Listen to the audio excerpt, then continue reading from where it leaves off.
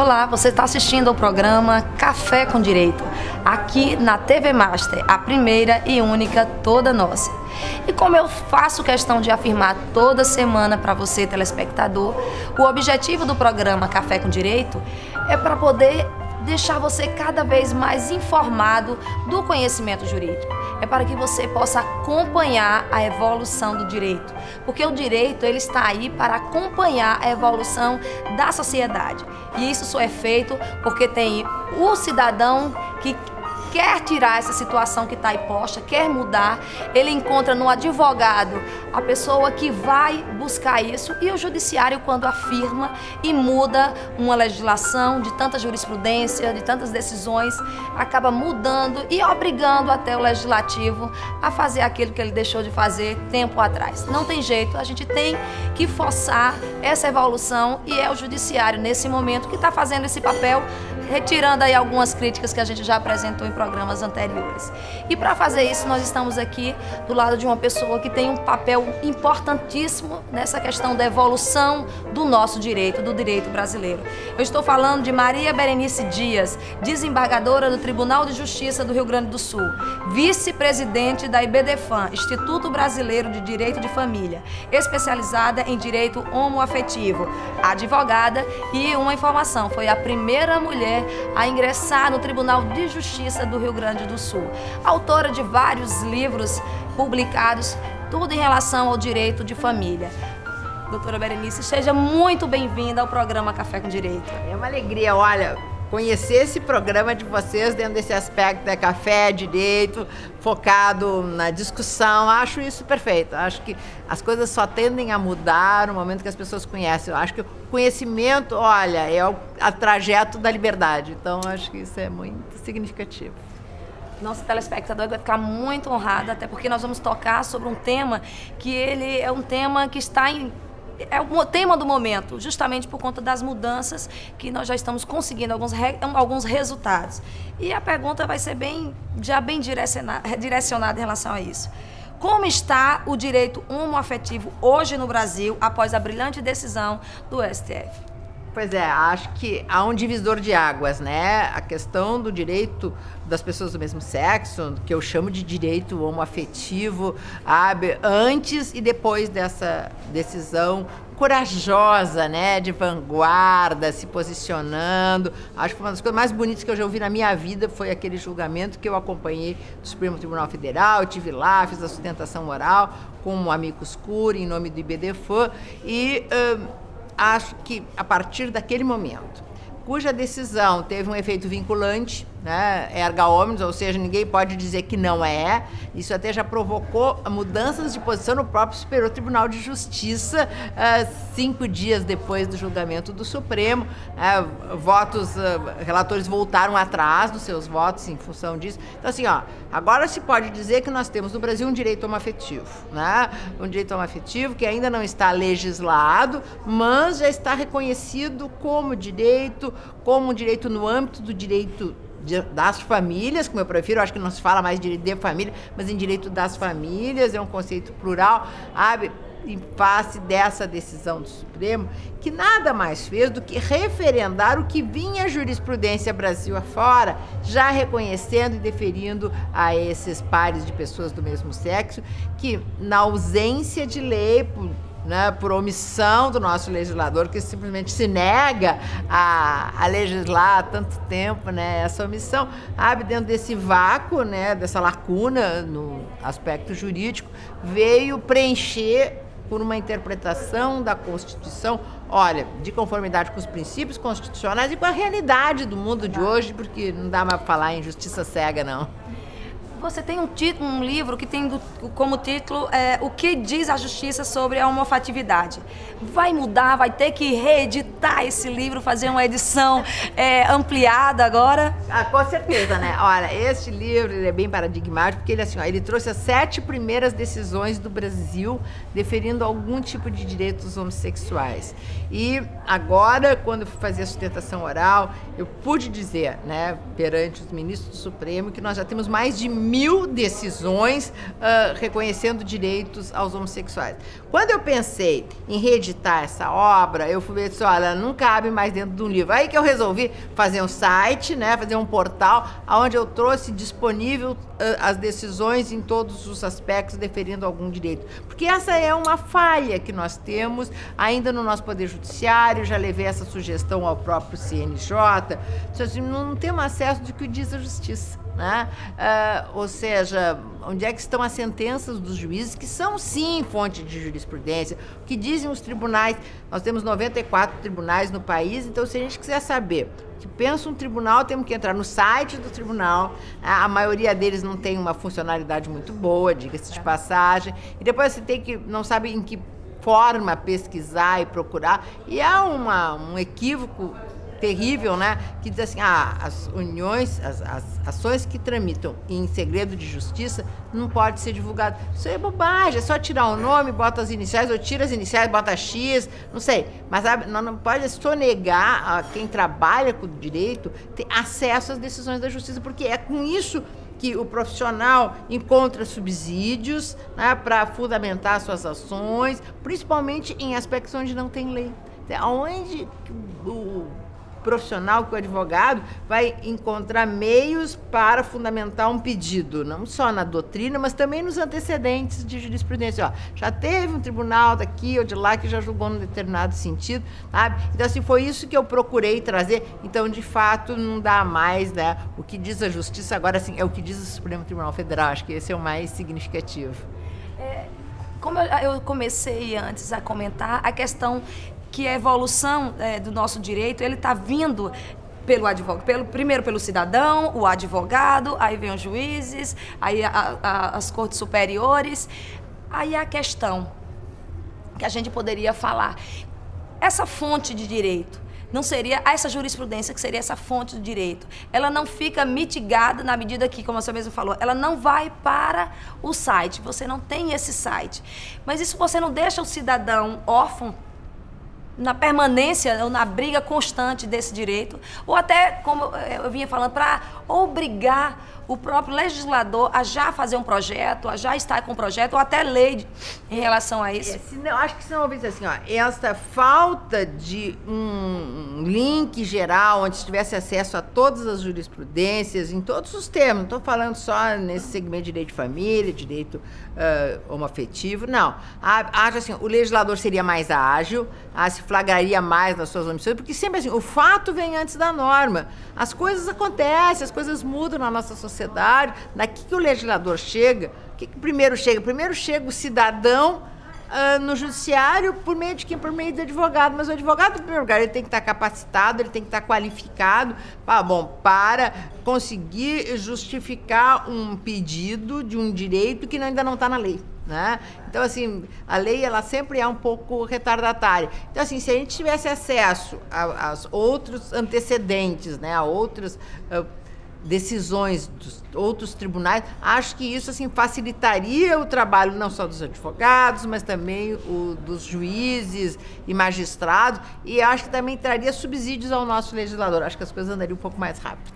Por exemplo, a gente tem agora, com essa decisão do Supremo, o reconhecimento da união estável homoafetiva. E a conversão em casamento? Em que pé ficaria?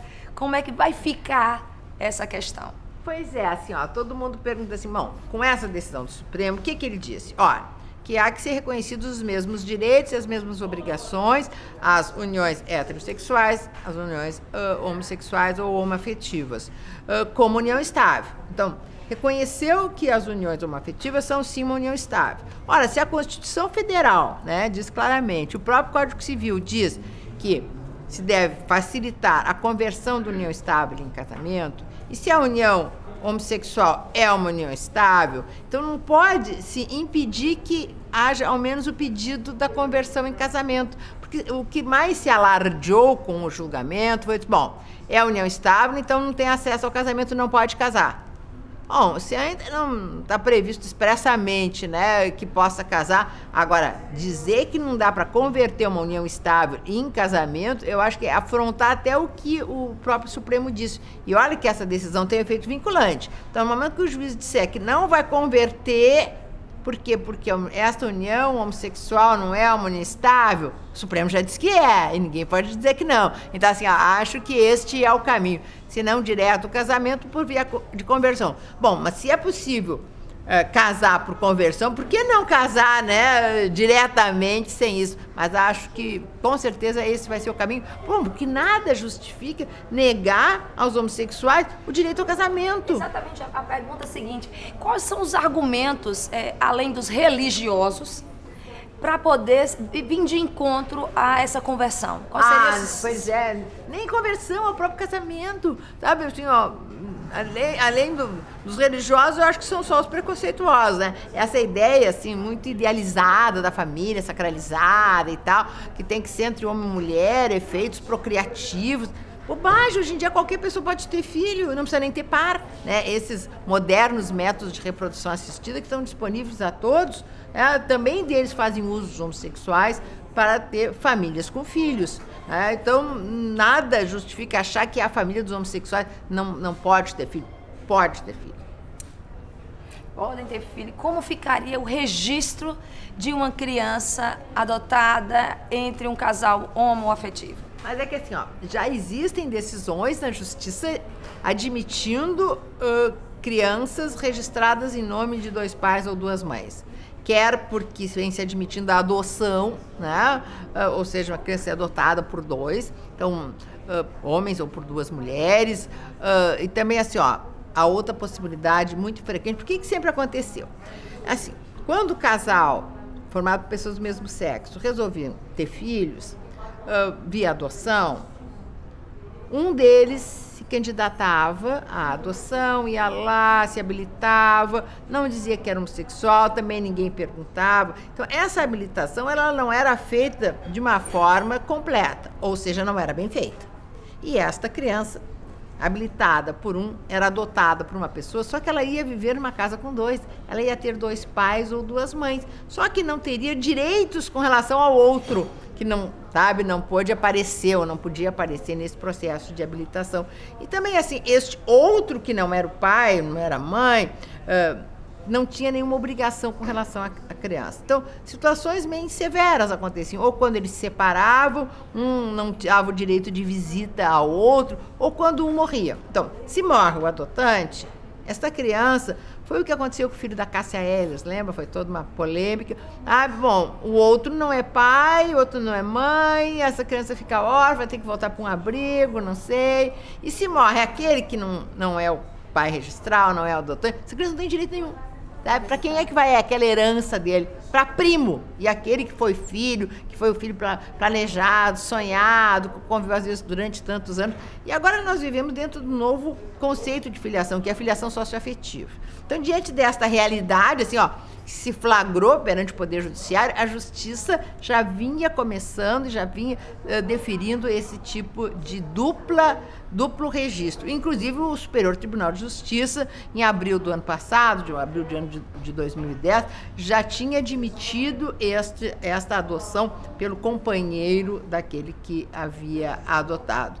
Bom, e a partir dessas decisões, já começaram lá na Justiça do Rio Grande do Sul, vários estados, várias situações já era admitida a adoção. Como é que fica o registro? Fica assim, filiação, o nome do pai, o nome do outro pai, ou da mãe da outra mão, avós, aparece o nome dos 4 avós.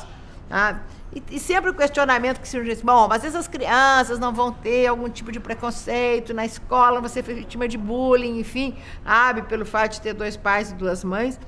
Bom, mas ninguém pergunta, mas se essas crianças continuarem num abrigo, né? Sem pai, sem mãe, sem ninguém, perguntando no colégio, teu pai, tua mãe, eu não tenho, né? Ou às vezes nem tendo acesso ao colégio. Sim, e depois assim, onde é que tu mora? Ah, eu moro num abrigo, eu não sou bandido, mas eu moro num abrigo. Será que também não vai ficar numa situação constrangedora? Ou será que o importante é ter um lar, né? Ter alguém que o cuide, sabe que o tem? Então, assim, ó, o que tem que se admitir é a possibilidade da adoção, com os dois se habilitando, os dois se submetendo a toda aquela bateria, né, de entrevistas e testes. Claro que vão ter homossexuais que não vão estar habilitados para adoção, como tem heterossexuais que também não são habilitados, né? Mas assim, ó, isso é a melhor maneira de atender aquele princípio da proteção integral, porque essa criança vai ter um vínculo jurídico com relação a quem, de fato, exerce a paternidade ou a maternidade.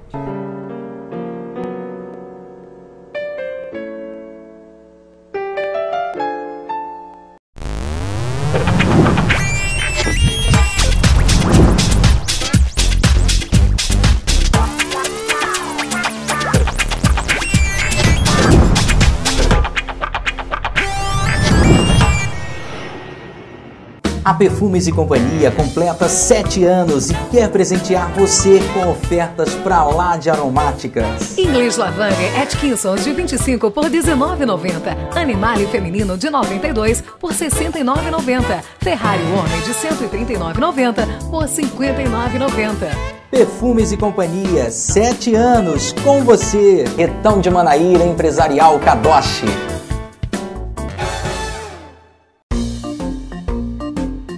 Spa, home cinema, salão de jogos. Itens que juntos fazem você se sentir num clube. Foi pensando nisso que criamos o Master Club Residência. Opções de lazer que podem ser aproveitadas por toda a família. Master Club Residência, tudo ao seu alcance.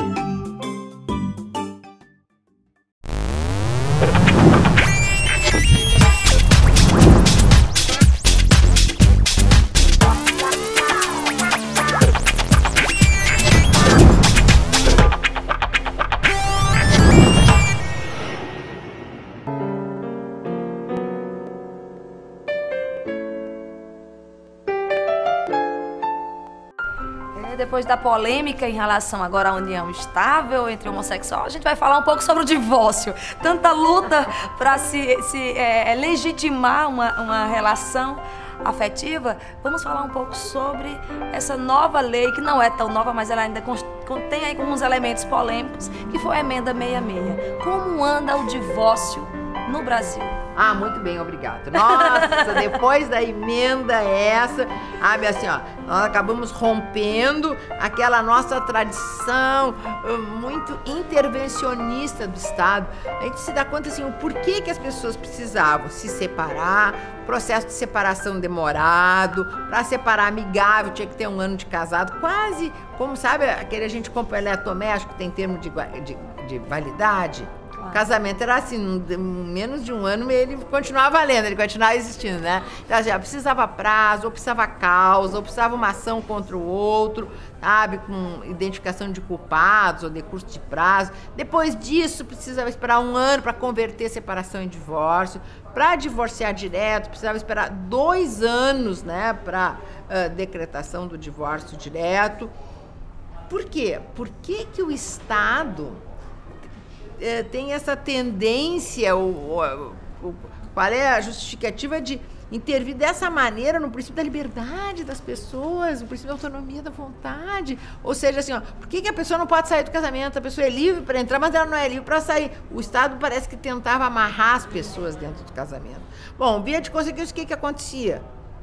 E como a união estável foi elevada pela Constituição Federal à condição de união estável, e a legislação, em princípio, concede os mesmos direitos, não tem muita diferença, sabe, das consequências jurídicas da união estável e do casamento.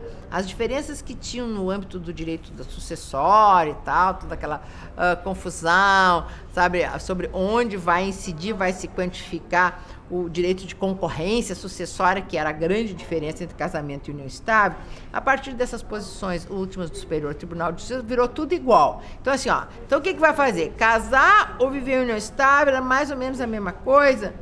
Só que, assim, ó, para acabar com a união estável é fácil, muito complicado de acabar com o casamento. Então, simplesmente as pessoas resolveram não casar, né? Resolveram viver em união estável. Então, assim, ó, acho que muito em função disso, e assim, ó, por não ver qualquer justificativa, e esse foi um movimento do próprio IBDFAN, foi o IBDFAN quem apresentou esse projeto de emenda constitucional, simplesmente dizendo, olha, o casamento pode ser dissolvido pelo divórcio, ponto. Aquela parte final do dispositivo constitucional que diz assim, ó, mediante a separação, prévia separação por 1 ano, ou separação de fato por 2 anos, aquilo ali caiu. Se caiu, ficou derrogado. Então, a única forma que tem de dissolver o casamento agora é através do divórcio. Separação não tem mais. Os processos andando de separação, olha, ou passam a resolver e decretar o divórcio, ou se houver alguma não concordância por parte dos dois, né, o juiz tem que acabar com o processo, extinguir o processo, sabe, por impossibilidade jurídica do pedido, porque o pedido de separação não tem mais proteção legal. Porque a discordância de qualquer um deles, né, do autor ou do réu, sabe, não influi a que se decrete o divórcio. Basta um querer a decretação do divórcio. Então, até o processo de separação em andamento, ele ou decreta o divórcio ou o processo acaba se houver discordância de ambos.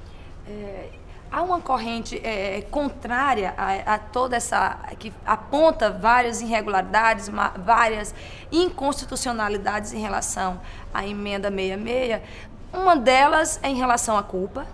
A outra mencionada é o esvaziamento do contrato casamento e principalmente a falta que teve em relação à falta de cuidados ou de respeito mesmo em relação à questão da religião, já que a separação é um requisito que está envolvido intrinsecamente com o casamento religioso na religião católica.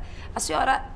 O que a senhora tem a falar em relação principalmente a esse esvaziamento a partir do momento que não há sanção no casamento, na questão da culpa ou não, na hora de decretar se tem direito à pensão, se não tem direito à pensão, isso em uma ação à parte? Eu só não sei se... O que será que esvaziou com o casamento, hein? Olha, eu acho que o casamento ficou muito melhor. Acho que as pessoas ficaram até um pouco mais responsáveis, né? E as pessoas ficam dentro do casamento enquanto querem, enquanto isso seja vontade, né, das pessoas. Eu acho que isso só gera mais responsabilidades. E depois, assim, ó, parece uma coisa assim um pouco voyeur, né, do Estado. Preciso declinar causas porque eu quero sair do casamento. Não, o amor acaba, né? E depois, assim... decretar culpas, sabe? Será que preciso dizer ou atribuir responsabilidade para alguém? E olha, nem para efeitos de fixação de alimentos cabe esse questionamento de culpas.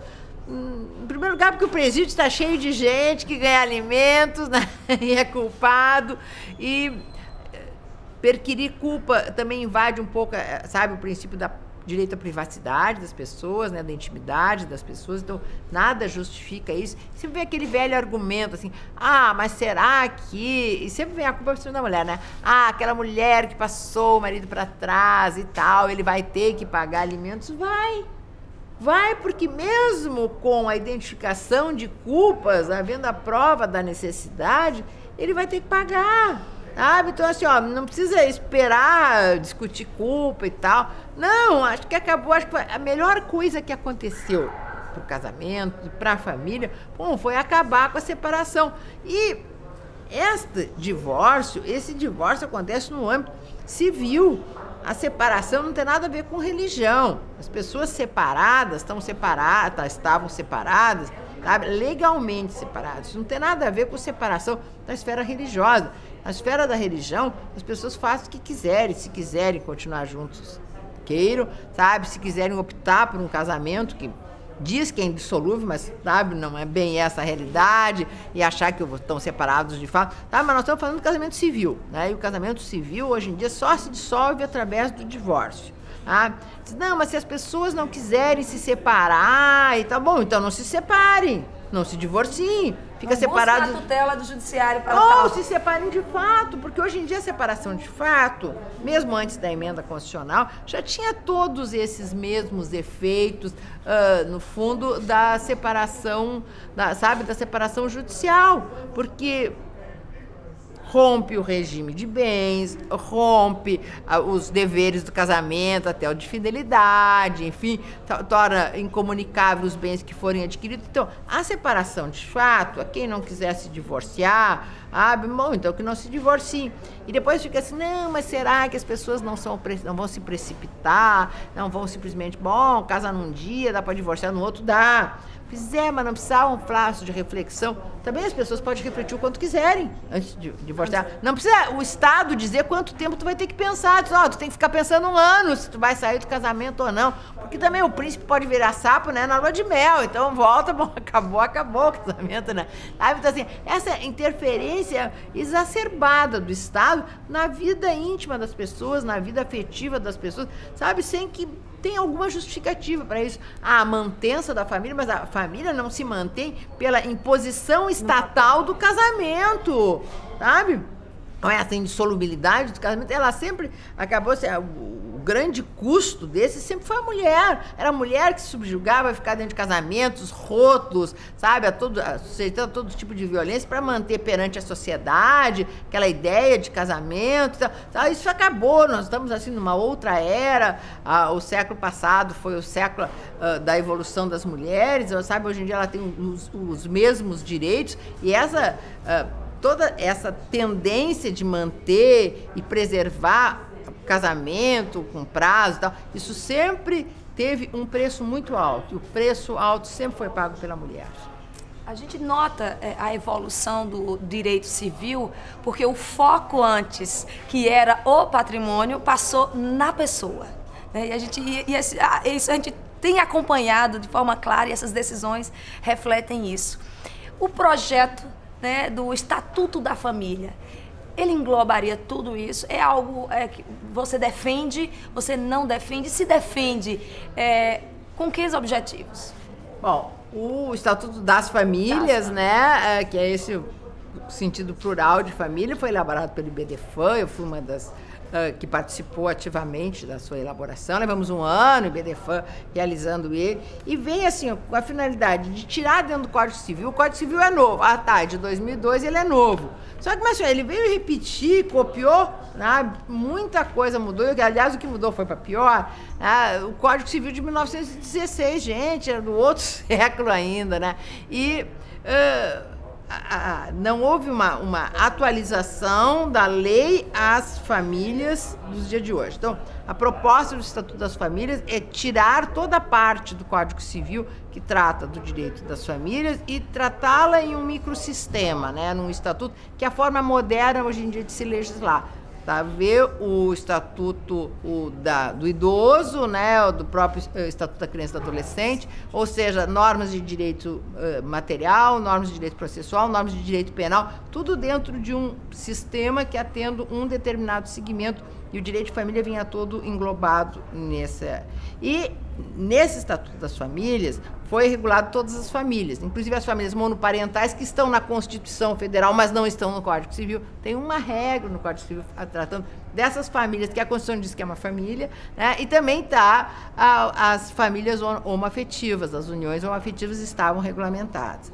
Ao tramitar no nosso conservador Congresso Nacional, na Câmara Federal, bom, olha, foi alvo de tanta discussão que essa bancada evangélica, conservadora, medrosa, Nossa Senhora, ela acabou tirando e retirando toda a regulamentação feita às uniões homossexuais.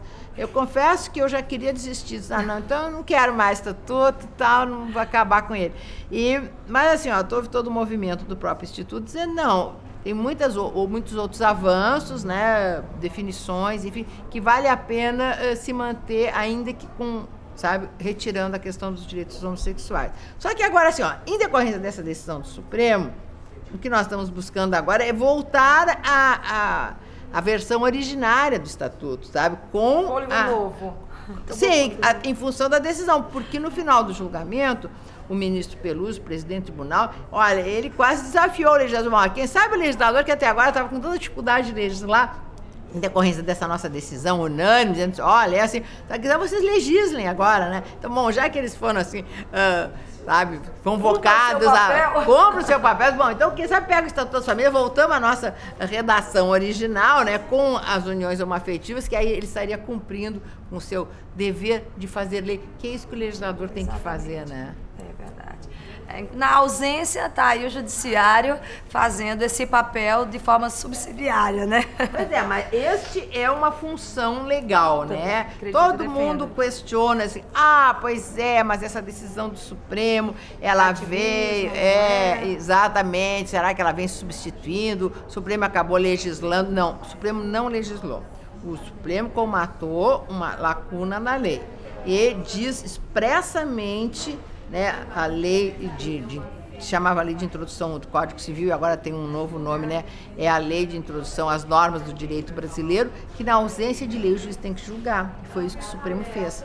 Estas ações constitucionais, elas servem exatamente assim, para colmatar, né, ações que flagram a omissão do legislador, que a resposta é dada pelo judiciário. Então, o judiciário fez o que tinha que fazer. Na omissão do legislador, sabe, decidir e tipificar determinada situação jurídica que o legislador até hoje não teve jeito não de chancelar. Como você se sente diante dessa homenagem do Estado da Paraíba, ele concedendo o título de cidadã paraibana, doutora Berenice? Nossa, olha, eu fiquei absolutamente emocionada, porque assim, é uma luta que eu venho empreendendo há tanto tempo. Esse é um estado que eu tenho uma vinculação tão grande, sabe? Muitos sonhos que eu tive, né? O próprio IBDFAM tem um segmento importante, o Dr. Rodrigo Toscano aqui, toca o IBDFAM, eu criei comissões de diversidade sexual, o Estado da Paraíba já criou a sua comissão também. Então, assim, eu receber esse título mostra, assim, é uma recompensa de toda uma existência, né, dedicada na busca do resgate ao direito da cidadania. No fundo, o resgate ao direito à felicidade, né, que no fundo é o que todo mundo quer e que o Estado tem que preservar, né, e tentar manter esse direito, porque, olha, o Estado da Paraíba me fez também muito feliz com a outorga desse título. Pois é, nós que fazemos o programa Café com Direito temos assim temos só que agradecer a sua disponibilidade, principalmente esse carinho com o público paraibano, nos conceder essa entrevista. E agradecer de coração e dizer que o programa Café com Direito está aberto para essas novas discussões, né? E nós só temos mesmo que agradecer a você, telespectador, que acompanha a evolução do direito aqui pelo Café com Direito. Até a próxima semana.